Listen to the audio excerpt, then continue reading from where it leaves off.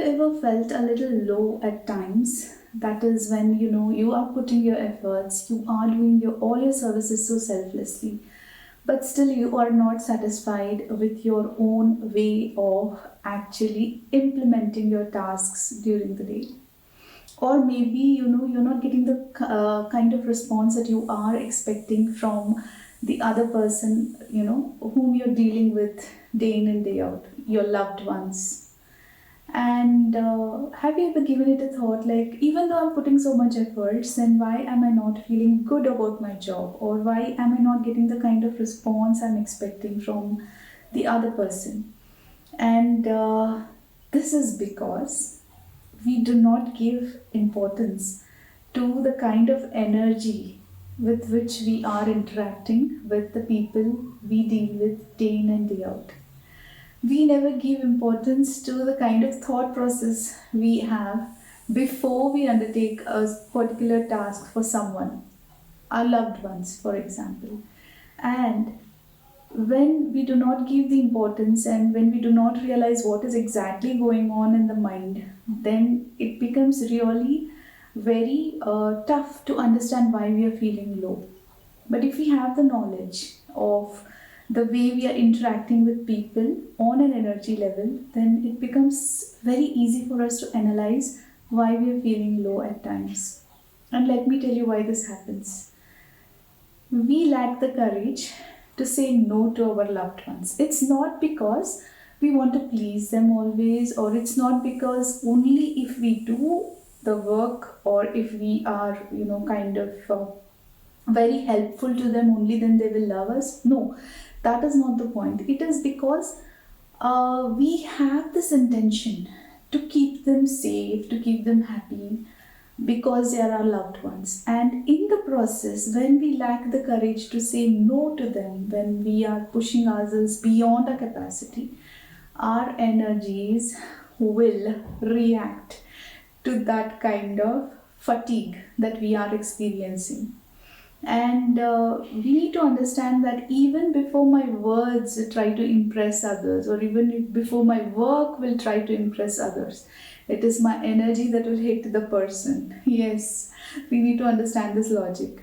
So even if I'm saying, oh, you're looking so good, or oh, you're looking so beautiful, but back in my mind, if I'm thinking, oh God, this kind of yellow color is not suiting her, it's not the good words that will hit my friend. It will be my intention and my kind of thought process, which she will be able to gauge very fast. So keep in mind that it is very important that we have the right kind of intention behind whatever we do for our loved ones. And yes, as I said, if we lack the courage to say no when we can't do a particular thing for our loved ones, it is only then that we tax ourselves and we end up feeling, not being satisfied about what we did for them. And obviously, they'll reciprocate in the same way. That is, they do not appreciate our efforts anyways. So now it becomes important, how can we stay assertive in our life without hurting others? We are always, engaged with these thoughts that, oh, we should not hurt our loved ones, we should keep them happy, we should keep them safe. All this is fine.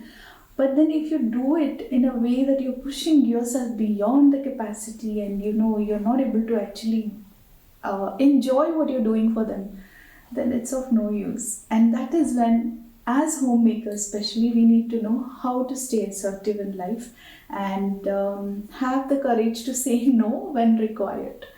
So yes, in today's video, let us try and explore the ways in which we can stay assertive without hurting others. And I hope you like today's content. And if you're new to this channel, please subscribe to our channel so that you can be a part of this beautiful community of lovely homemakers.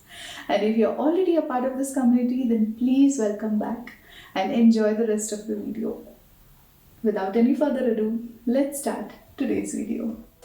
To be assertive means to express your thoughts, feelings, and beliefs in a clear and confident manner while respecting the thoughts, feelings, and beliefs of others. It involves standing up for yourself, communicating your needs and boundaries, and being willing to negotiate and compromise. Being assertive involves being direct, honest, and respectful in your communication and not allowing yourself to be pushed around or manipulated. Assertiveness is often seen as a positive trait because it can help you to build self-confidence, strengthen relationships, and achieve your goals. However, it's important to remember that being assertive doesn't mean being aggressive or rude. It's about finding a balance between being assertive and being respectful towards others. Now, how to be assertive?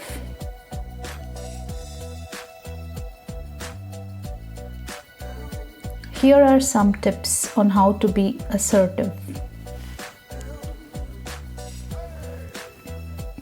Start by being aware of your feelings and needs.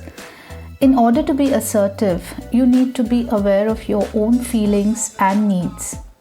A good amount of introspection done on a daily basis will only do good to us. We need to first know what we are dealing with before we step out to find a solution to it.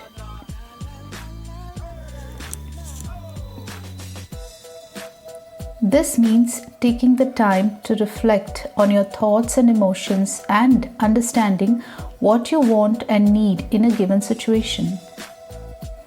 Use I statements.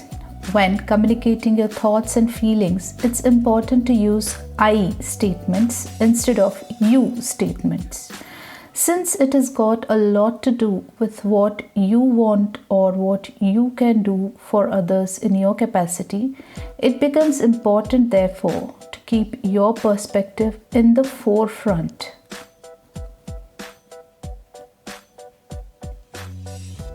This makes the conversation less accusatory and helps to avoid putting the other person on the defensive. Be clear and direct. Don't beat around the bush or sugarcoat your message.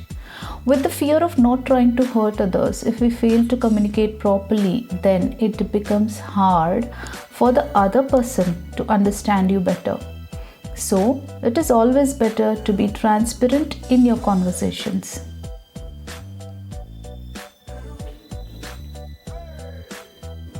Be clear and direct in your communication so that the other person understands what you're saying.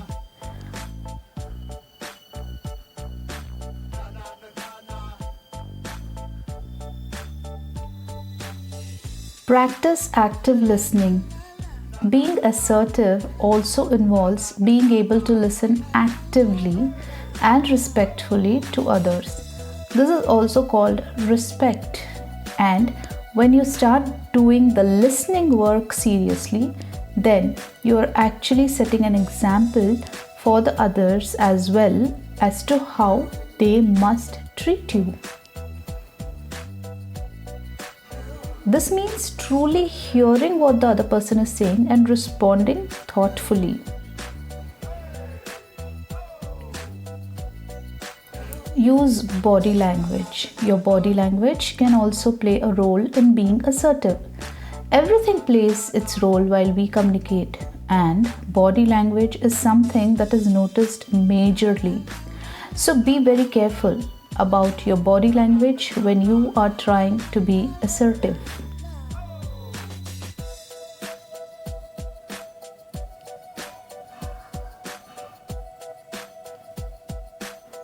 Stand up straight, make an eye contact, and use confident gestures to emphasize your message.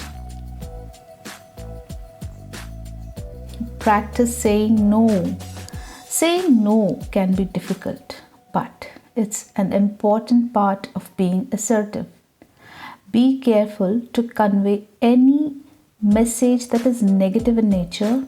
A no is a negative word, but be conscious that its use at times is necessary to keep yourself safe and happy. Practice saying no in a respectful and confident way, and be prepared to explain your reasoning if necessary. Remember that assertiveness is not aggression. Being assertive does not mean being aggressive or rude. Understand the thin line of difference between the two before you deal with people. It is better to be understood properly and avoid coming across as someone rude while being assertive. It's all about finding a balance between being assertive and being respectful towards others. Remember that being assertive takes practice and patience. It may feel uncomfortable or difficult at first, but the more you practice, the easier it will become. I hope you liked today's content. Please leave your feedback in the comment section below.